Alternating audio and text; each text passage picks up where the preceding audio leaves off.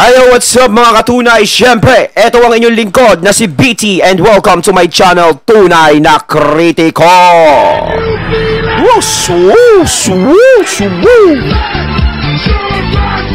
At meron tayong panonooring video ngayon. Ito po ay nagmula kay Celebrity Updates. Sa mga hindi pa po nakakabisita, syempre sa channel ni Celebrity Updates, bisita na po kayo mga katunay. At kung hindi pa kayo nakakapag-subscribe, subscribe na din po kayo mga katunay kay Celebrity Updates. At syempre, huwag nyo rin po sana kalimutan na mag-subscribe dito sa channel ko sa Tunay na Kritiko. Sa mga hindi pa nakakapag-subscribe, and click the notification bell para maging updated po kayo sa mga reaction videos na aking ilalabas. At huwag na natin pagtagalin at sabay-sabay na nating panoorin ang laman ng video na hatid sa atin ni Celebrity Updates at bibigyan natin ng reaksyon. Pasok! Mga ka-legit Dower Cuts, State Incorporated, may bagong balak dito po sa segment nitong si Yorme. Anong nangyari? Parang tila baga ito ay mukhang hindi na po talaga gumagana. At dahil diyan, ito po ay tinapat nila sa isa sa pinaka talagang inaabangan ng maraming mga netizen. Ano nga ba ang salpuhang ito? GMA. Bakit nga ba nagluluksa? Ang lahat na yan. But before that, nagluksa rin GMA. Please don't like, share, and subscribe. At hit mo na rin ang bell for more showbiz updates. Bago tayo magsimula sa ating mga updates ngayong araw, nais ko po munang magpasalamat sa lahat po ng mga legit viewers and subscribers po natin na lagi nakaabang at nakatabay sa lahat ng ating mga updates. Thank you so much sa inyo pong palagi ang panonood at pagsubaybay. And of course, ngayong araw nga ay pag-uusapan muna natin ng ilan sa mga balitang na talaga na mga pinag-uusapan ngayon sa News Online. Kalat na kalat po sa TikTok at sa lahat po ng mga social media account ang pagluluksa nga ng GMA7 dahil po sa isang magaling na actor and comedian na si Joey Paras ay namaalam na nga. Kahapon po ng 5 o'clock ng hapon ay siya po ay binawian ng buhay dahil para po to give you an update about this, si Mr. Joey Paras, siya po ay isa sa mga artist ng GMA na lumalabas po sa Sunday Pinasaya at All Out Sunday kasama po ng ilan sa mga nakasama niya po si Miss Marian Rivera, Miss Ai de las Alas, yan po yung mga actress and nakasama po niya, no?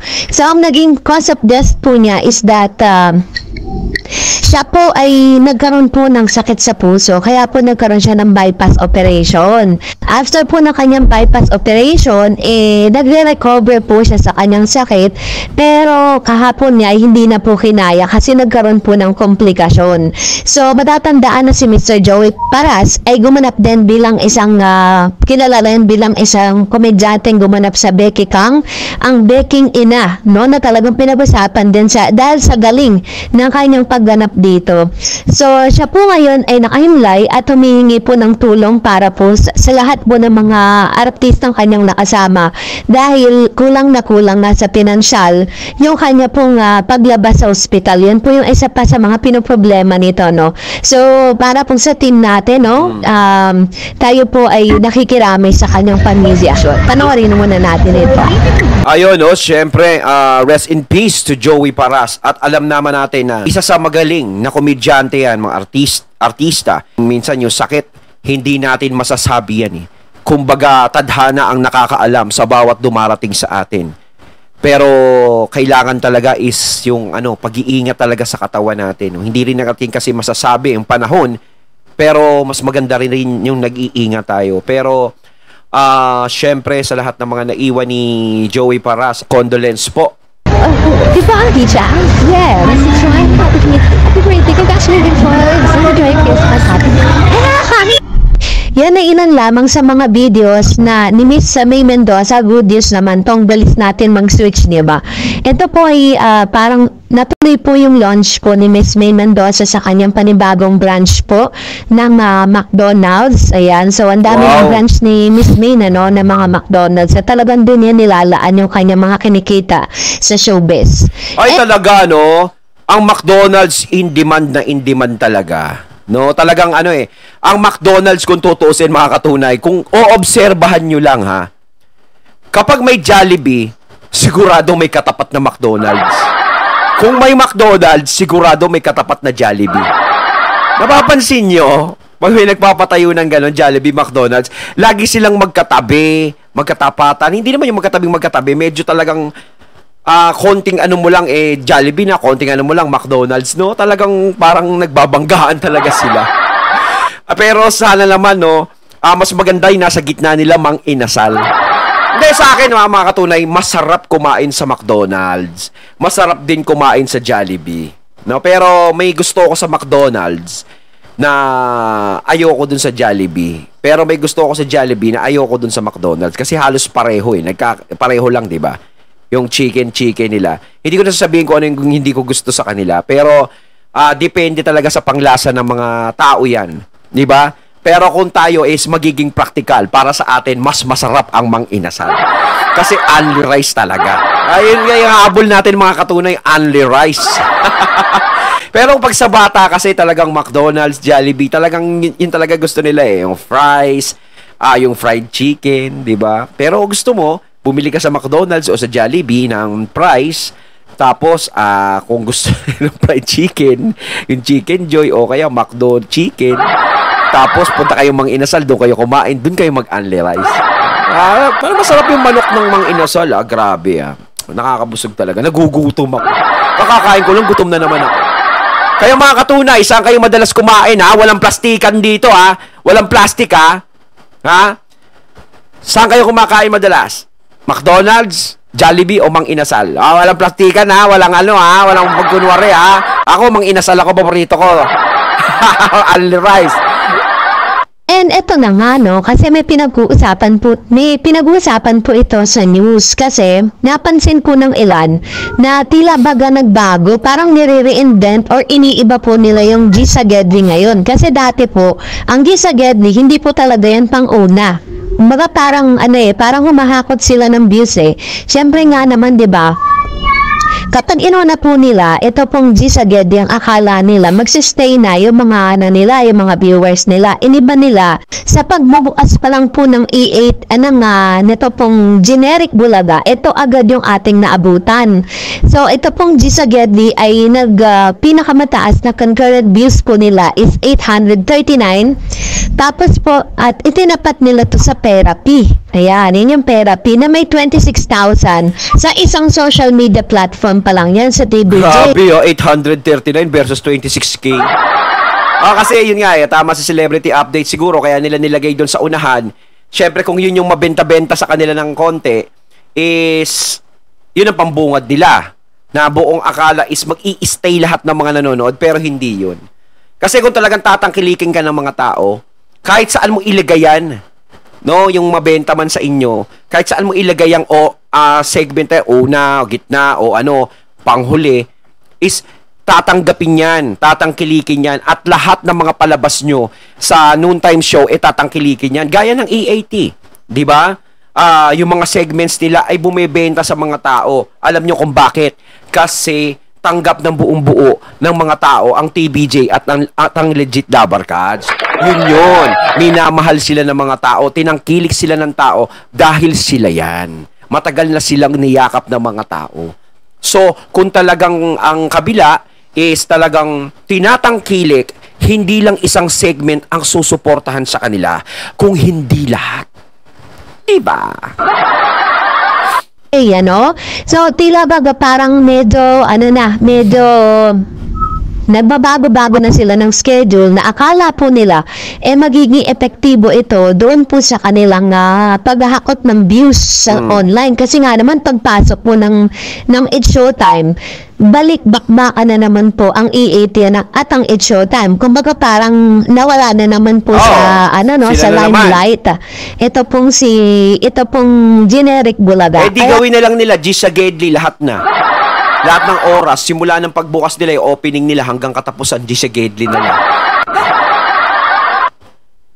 Po talagang ang ginagawa nila ngayon, parang nagpapalit-palit sila ng mga segment. Yung nakagawian natin na panghuli ang Gisagedli, ngayon mas inuna po nila. Kasi ang akala nila, magiging effective yun laban po sa mga noontime show na kanilang kalaban. Pero still, the same, ganun pa rin po yung resulta. Wala pa rin talagang nanonood sa online. Hindi lang natin alam sa Free TV. At dahil dyan, narito naman ang ilan sa mga komentong na ayan, yung masarap basahin, mga comments. Legit viewers and subscribers. Unahin po natin ang komento mula kay Mr. Angelo Acosta. Sabi niya, balita kong it's showtime, 11:30 na rin mag-uumpisa. Tulad ng EAT, maganda yan kasi kaya nakakalamang ang it's showtime. Sa viewers kasi maaga silang na-ere ngayon. Tignan natin kung sabay sila ng EAT. Baka puin sila, baka yung viewers nila ay pababa, hindi pataas. EAT lang meron yan. True. Pero kita naman yung EAT talaga is na didefeat niya pa rin yung showtime. No?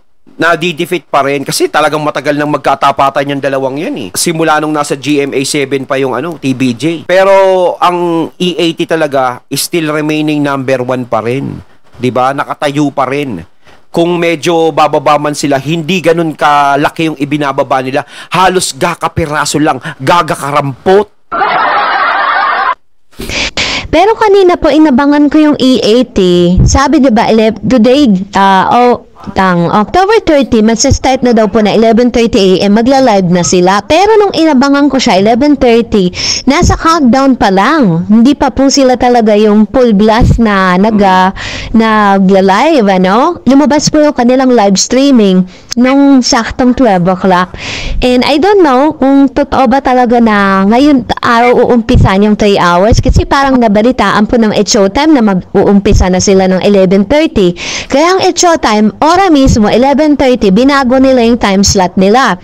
Parang ang napansin ko lang sa online is nagsistart na po yung It's Showtime pero sa Free TV, still 12 o'clock pa rin po, 12 noon pa rin po yung start TV, nila. hindi. Parang ganun po yung ginawa nilang strategiya kasi nga naman talagang bayad ang platform, 'di ba? Pag sa social media, kahit ano oras ka mag-start ng live streaming, dyan wala ka namang gagastusin. So, ganun po yung ginawa nilang strategy. Sabi naman po ni Mr. Marvin Martinez, no one can put down the legendary trio iconic, the unbeatable #1 top ratings, respectfully host, and the best noontime host TV dabarkads ever in the Philippines.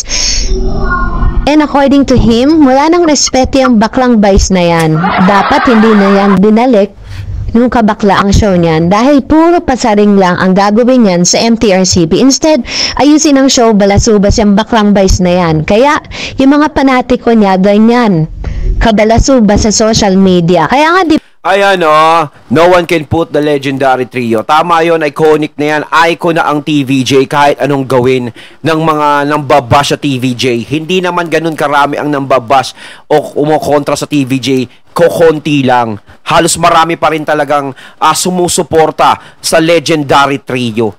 At saka kahit na anong sabihin nila dyan, icon na yan. Diba? Kahit sa noontime show, icon na yan. 'Di ba? Halos undefeated sila pagdating sa noontime show. No? Siyempre, kilalang komedyante sila, artista. Halos lahat talaga ng pelikula ng TVJ is magaganda, nakakatawa. No, lahat 'yon pinanood ko 'yan . No, pinanood ko lahat 'yan. Simula nung bata pa ako, napapanood ko 'yang mga 'yan. Pero yung mga pilit na nagsasalita ng hindi maganda sa TVJ, hindi nyo mapapabagsak yan sa ganyang mga salita. Dahil icon na yan. Yung mga nakikita nyo, yung pinifavorite yung mga komedyante na ganyan, mga bago ngayon, is kumbaga papunta pa lang yung mga yan, pero ang TVJ nakatulog na. Diba? At saka yung wala ng respeto. Ayun, ayun na nga yung kay Vice. Sana yung pagbalik nila is maging maganda naman. Diba? Ipakita niya yung yung tama. Kasi ayan na nga nagkaroon na siya ng pagkakamali . Diba? Yun yung naging dahilan kung bakit sila nasuspinde. So, dapat, mas ipakita niya sa lahat na, kailangan gumawa na tayo ng maayos. Diba? Kailangan, bawasan natin yung mga naiinis sa akin, ganun. Hindi naiinis sa atin, no? Sa kanya lang kasi marami talaga naiinis, sa kanya nagsisimula. Yung mga padinig-padinig niya kasi, is wala din namang mangyayari. Doon, sana ba may nangyari, diba?